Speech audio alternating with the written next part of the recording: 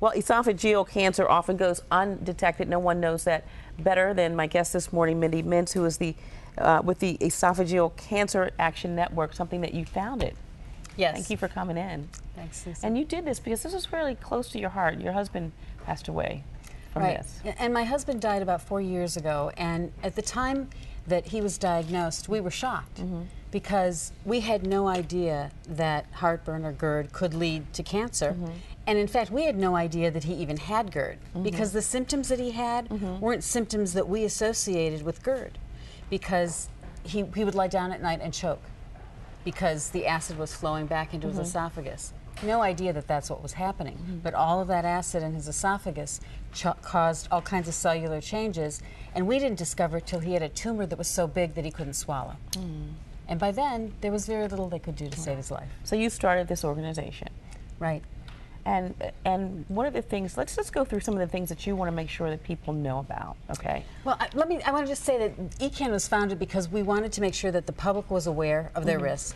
We wanted to make sure that physicians, primary care physicians, many of them are not aware because this disease has exploded in this country. It's increased more than 400% in the last 30 years. And so we've got doctors who were trained, it wasn't even an issue when they were going through their training. And now, a lot of times people go to the doctor and they say, I have heartburn, and their prescription is written, but nobody thinks to get them screened. And early screening can really save lives because esophageal cancer has a condition called Barrett's esophagus that happens in advance of it.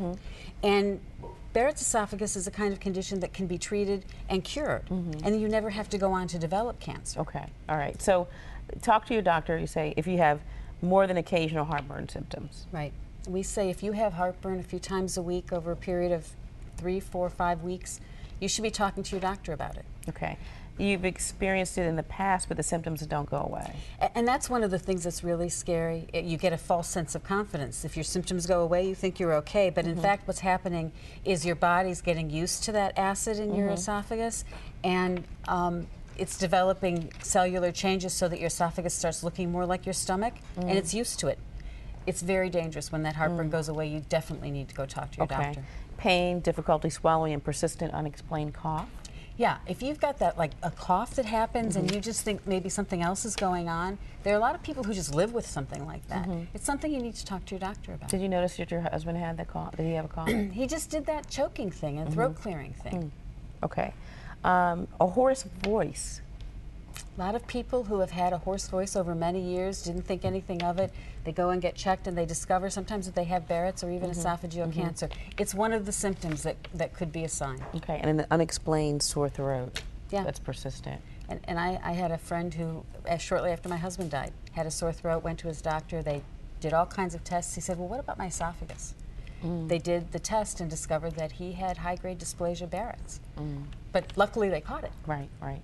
Well, thank you. How can people find out more about your organization? They can go to our website at www.ecan.org, and we have a new patient guide, and that's the thing that I really want to make people understand. It's developed by doctors all across the country because there are no guidelines that exist right now to help doctors understand when they should send someone for screening. So we want patients to be their own advocates. This guide will give you the information you need, and it's a free download on our website. Thank you, Mindy, for coming in. All right.